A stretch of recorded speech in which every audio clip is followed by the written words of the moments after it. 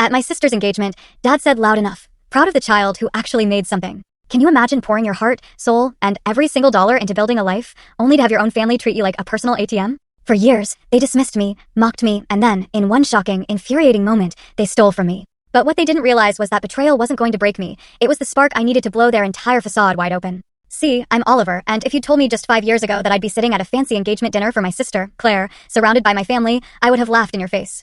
I'd have said there was no way in hell I'd be anywhere near them. Yet there I was, jaw clenched so tight it ached, trying to look utterly unbothered, while my aunt actually snorted into her wine glass. And my mom? She gave me that quiet, oh so satisfied smile she'd been perfecting since I was a teenager. It was a look that just screamed, "I told you so." Growing up, I was always the comparison. Not the golden child, that was Claire, with her perfect grades, endless awards, and never missing a deadline. No, I was the cautionary tale.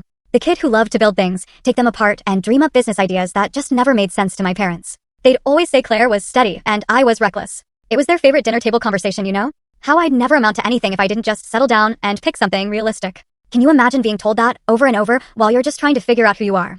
I moved out the second I legally could. I scraped by, working 2 jobs and running a tiny side hustle repairing bikes in my apartment, just to keep the lights on. My family barely visited. And when they did, it was usually just to drop another bomb about Claire's latest scholarship or internship. I tried to tell myself I didn't care. But some nights, after another brutal 14-hour day, staring at the ceiling, I couldn't help but wonder if they were right about me. Was I just a disappointment? Then, slowly, almost imperceptibly, things started to turn.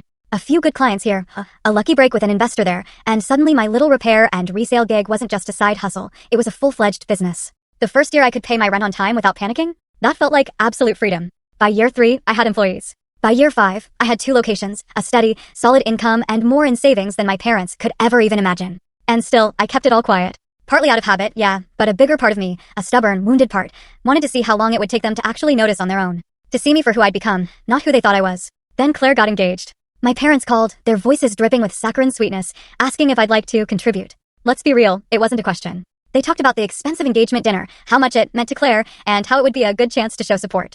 I just wired the money. More money than I had ever given them for anything. And I never even got a simple thank you. Not a single one. So there I was, sitting at the very table I'd technically paid for, watching Claire beam at her fiancé. And then my dad, he leaned back in his chair, loosened his tie, and said, loud enough for everyone to hear, "We're so proud of the child who actually made something of herself." The words hit me like a physical slap across dawn. To miss the end, watch the full story, link is attached below.